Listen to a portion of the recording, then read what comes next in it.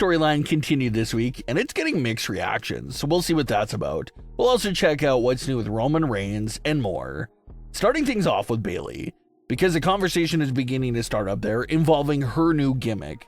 Right after being yelled at and scolded by Lyra about needing to stay out of her life and out of her business, Bayley took a few weeks to reflect and settle down. But as we know, Bayley came back severely damaged in the head. She's happy one second and extremely mean and aggressive the next second. That's what they've been going with for her. We have a few interesting moments, like when Adam Pearce said that when he was on the phone with Bayley and how she was saying some pretty weird things. That was a nice little teaser there by Adam Pearce, and it did build up some intrigue to try to find out what Bayley said on that call. But unfortunately that didn't go anywhere, and there was no reveal about what Bayley said on that call. The other interesting moment was when Lyra is approaching Bayley's locker room door to hear shouting and arguing between Bayley's personalities, even a body banging against the door. But when Lyra walks in, Bayley's calmly sitting down with no one else in the room. Those are all little segments that were interesting and really did build up this mystery of trying to figure out what was happening with Bayley. And then outside of the ring, the main thing that we've been repeatedly seeing over the last few weeks is Bayley transitioning back and forth between the two personas. It's not super clear on how Bayley's multiple personalities really function, but going off context clues, it seems like Bayley needs to be triggered in a certain way in order to switch personalities. And the reoccurring trigger we've been seeing lately is Bayley getting seriously roughed up, or when she's extremely frustrated. If either of those two things are happening, Bayley instantly grabs her head, and that's the indication that she's switching personalities. That appears to be the basics of how this gimmick works for the time being. Bayley gets angry, therefore she brings out that heel persona, real simple. This week's Raw featured Bayley once again approaching Lyra and offering to join her in the ring for a match against Roxanne Perez. Lyra hesitates for a bit, but ultimately accepts Bayley's offer. Lyra ends up losing the match to Roxanne Perez in a sneaky way, and Bayley also suffered an attack from Raquel at ringside. So due to that embarrassment of getting beaten up and being angry, we see Bayley transition to a heel side, and she tells Lyra that they have to go after them. Bayley grabs Lyra by the hair and marches up the ramp with her to go find Roxanne and Raquel. And later in the night, we see Bayley and Lyra attack Roxanne and Raquel backstage and brutally come after them, which led to Adam Pearce making a tag team match for next week that will feature Bayley and Lyra versus Roxanne and Raquel. So what's the real issue here? Well, there are a few things that fans are mentioning for when it comes to logic-related matters with this story. The first issue is the repetitive nature of the story so far.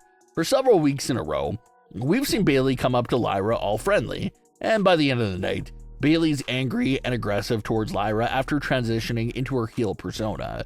The main logic issue here falls on Lyra's character. It's like Lyra has no recollection at all of the weeks prior. Lyra's given Bayley a shot multiple times and Bayley's gone aggressive in each one. And instead of Lyra learning from the past just a few weeks ago and trying to say no to Bayley's new approaches, Lyra instead just continues to forgive Bayley every week and gives her another shot, which Bayley continues to blow every week. So for Lyra to see multiple times in a row how Bayley gets, and yet she still continues to give her more chances, it just doesn't make much sense. It feels like a repetitive circle, and it's not a good look for the intelligent level of Lyra's character. Kinda makes her look like a fool to believe Bayley will be different this time around, after Bayley has already proven that she's mentally unstable for over a month now. That whole scenario there really makes you no longer ask, what's wrong with Bayley? Now you're asking, what's wrong with Lyra for her to repeatedly give Bayley infinite chances and learn nothing from it? Another thing fans pointed out was Lyra being so easily manipulated and influenced. This story features Roxanne and Raquel, who are both heels. It features Bayley, who has this gimmick that sort of makes her a tweener. But then you have Lyra, who's supposed to be the only pure genuine babyface here. So why is the pure babyface assisting Bayley in a heel-like backstage attack? Lyra could still help Bayley in the attack, but it would have been nice to see Lyra to try to give the voice of reasoning, and try to get Bayley to see that attacking them blindsidedly like that is wrong. Lyra is a good person. She should be the character that's talking Bayley down off the cliff, and trying to get Bayley to transition back to her normal, easygoing self. But to see Lyra just agree to join in on the attack without even a second to think about it, it does seem off. It does seem like Lyra is being very easily influenced by Bayley. Bayley's gimmick has an interesting premise to it. It's a cool idea if executed properly, but the last few weeks just hasn't progressed Bayley's act in many major ways. But you don't want to give up on the story and the new character that quickly. Definitely want to give it some time to develop and see what it could turn into. The tag team match between Bayley and Lyra versus Raquel and Roxanne will hopefully be another big storyline progression moment. If Bayley and Lyra lose the match, you got to assume that the heel side of Bayley will finally snap and attack Lyra. And hopefully that's the big moment that sort of breaks the story out of the repetition that it's been under in the recent weeks. Hopefully once this story morphs into Bayley versus Lyra, then we'll hopefully see more and learn more about this new side to Bayley. So hopefully that's a big story progression that's right around the corner.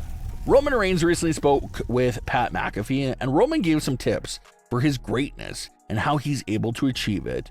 Roman Reigns said that it mostly all comes from stealing from the all-time greats. Roman says that he likes to study other sports legends, such as Michael Jordan, Tom Brady, and Tiger Woods. On top of those greats, he also studies some of the older superstars and takes things from them as well.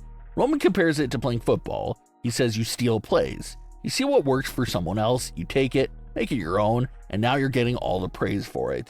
Roman says that that's the strategy he uses and how he got to his current position, just by stealing things that have worked for others. As far as the latest for Roman goes at the moment, he has a lot of things revolving around him.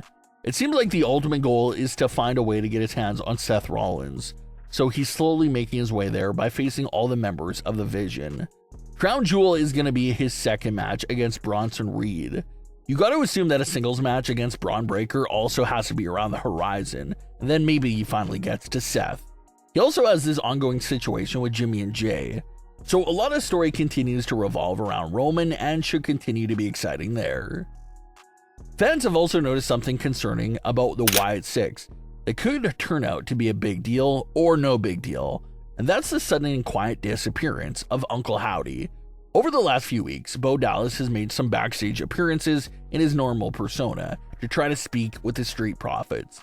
But over the few weeks, both Bo Dallas and Uncle Howdy have been absolutely nowhere to be found.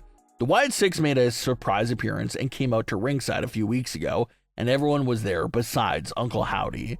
And during the October 3rd edition of Raw, the Wyatt Sicks appeared to be on television behind the Street Profits, and all the members appeared to be on screen and had a line to say about the Street Profits. But once again, Uncle Howdy was not even a part of that pre-recorded video featuring the Wyatt Sicks. Not seen, not heard, not referenced, just completely missing with no explanation. Is he away doing some off-screen mission for the Wyatt Sicks, or what's really going on here? So keep an eye out for Uncle Howdy because he's quietly gone missing with no explanation that's been given to us as of yet. But what are your thoughts on today's stories? Leave your comments below. Don't forget to subscribe with all notifications on, and leave a like if you enjoyed. Thanks for watching, guys.